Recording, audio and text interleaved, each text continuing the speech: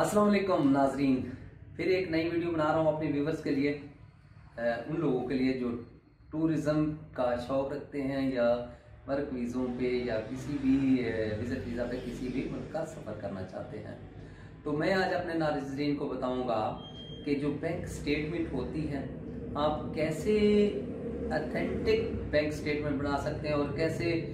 मैं गाइड करूंगा कि आपकी जो बैंक स्टेटमेंट है वो बोले कि ये बिल्कुल ओरिजिनल है और ये अथेंटिकली आप बिजनेस कर रहे हैं। तो उसका एक छोटा सा टिप मैं दूंगा। बहुत से लोग ये करते हैं कि बैंक में पैसे रखे,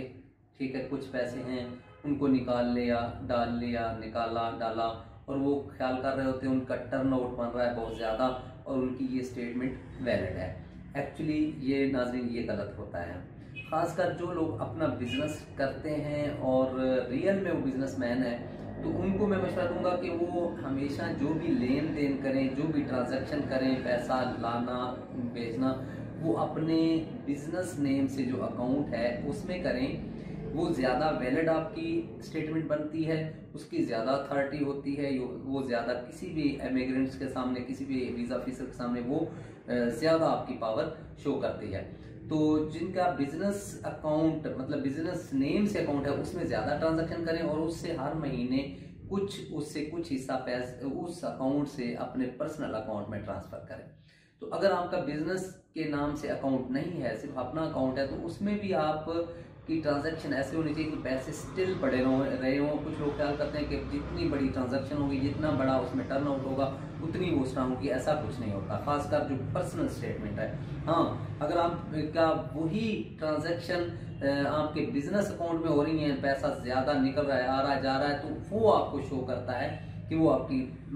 जो स्टेटमेंट है वो स्ट्रांग होती है। अगर आप सोल प्रोप्राइटर हैं, अगर आप कंपनी के भी हैं तो फिर भी उसमें आप डायरेक्टर या सीईओ हैं तो वो फिर भी आप अपने बिजनेस अकाउंट में जो है स्टेटमेंट को मेंटेन करें और पर्सनल अकाउंट में आप कम से कम ट्रांजैक्शन करें और ऐसी करें कि आपके पैसे ज्यादा डलें और उसमें से कम निकलें और ज्यादा देर के लिए वो पैसे उसमें पड़े रहें, ताकि वो आपका जो है एवरेज बैलेंस और वो आपका ये शो करे कि इसके पास एक सेविंग है, ये बंदा किसी भी मुल्क में जाके आ सकता है, वहाँ के एक्सपेंसेस मेंटेन कर सकता है और वहाँ पे ये अपने सारे जो एक्सपेंडिचर हैं ये अफोर्ड कर सकता है। तो ये तरीकाकार है कि बैंक स्टेटमेंट को स्ट्रांग बनाने का। कुछ लोग करते क्या हैं कि अपने पर्सनल अकाउंट में पैसे डाले, सेम दूसरे दिन निकाले, तीसरे दिन डाले निकाले और सेम ब्रांच में हो रहा है, सेम अकाउंट से हो रहा है और उसकी ट्रांजैक्शन की जो है ना वो फर्क भी नहीं होता कि वो विथड्रॉल हो रही है और डिपॉजिट हो रहा है, विथड्रॉल हो रही है और डिपॉजिट हो रहा है। एक्चुअली ऐसे डेफिनेटली जब वो स्टेटमेंट किसी भी वीजा ऑफिसर के सामने जाती तो वो देख के कहता है कि ये बनाई गई स्टेटमेंट है। जो एक्चुअल स्टेटमेंट है वो खुद बोलती है कि जैसे आपके बिजनेस अकाउंट में कोई पैसे किसी और अकाउंट से आ रहे हैं और आप किसी और अकाउंट्स में ट्रांसफर कर रहे हैं या आप उससे विथड्रॉ कर रहे हैं चेक के जरिए या किसी तरह से, या कोई दूसरा बंदा उसमें डिपॉजिट करा, तो वो वैलिड होती है, वो जो है आपकी स्टेटमेंट ज्यादा स्ट्रांग होती है बानिस्बत के सिर्फ आप एक ही ब्रांच से पैसे डाल रहे हैं और निकाल रहे हैं, तो आप समझते को वो पासपोर्ट वो आपकी स्टेटमेंट स्ट्रांग हो रही है। ऐसा कुछ नहीं होता। जब वो आपके किसी भी वीजा ऑफिसर के सामने जाती है, खासकर मैं यूके वालों के लिए जो यूके का वीजा अप्लाई करना चाहते हैं उनको मैं यहाँ पे गाइड करता चलूँ उनको कि उनके लिए उनको क्या करना चाहिए। यूके जो है एक वाहिद मुल्क है, यूनाइटेड किंगडम इन इंग्लैंड, वो देखता है आपकी स्टेटमेंट को और वो देखता है कि स्टेटमेंट किस तरह बनाई गई है और वो देखता है कि ये क्या आपके ही पर्सनल अकाउंट से उसमें ट्रांसफर हुए हैं, सॉरी आपके बिजनेस वाले अकाउंट में उसमें ट्रांसफर हुए हैं और उससे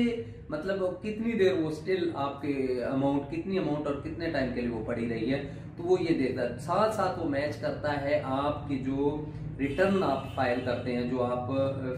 टैक्स देते हैं गवर्नमेंट ऑफ पाकिस्तान को, कि वो और वो ये सोचते हैं कि जो बंदा अपने मुल्क के लायल है, अपने मुल्क को टैक्स देता है, उसको वो ज्यादा वीजे के लिए अहल समझते हैं। तो खासकर जो यूके का वीजा अप्लाई करना चाहते हैं तो वो इसमें बिल्कुल ट्रांजैक्शन ना करें और वो अप्रूव नहीं कर पाएंगे कि अगर एक टाइम में उन्होंने 4 लाख रुपए अपने पर्सनल अकाउंट में डाला था यकदम 4, तो वो अप्रूव नहीं कर पाएंगे वहां पे कि वो कहाँ से आया था। वो क्या करें कि अपने जो आप उनका बिजनेस वाला अकाउंट है उसमें से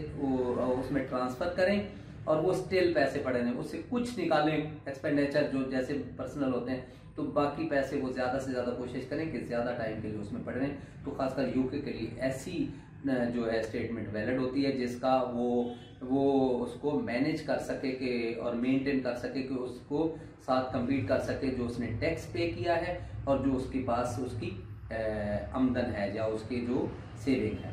तो ये थे मेन टिप्स जो मैंने अपने नाज़रीन को दिए हैं। इस तरह आप अपने अकाउंट्स को, अपने अकाउंट स्टेटमेंट को मेंटेन कर सकते हैं, इस तरह आप अपनी अकाउंट स्टेटमेंट को स्ट्रांग बना सकते हैं। इसके साथ ही इजाज़त चाहूँगा। अल्लाह हाफिज़।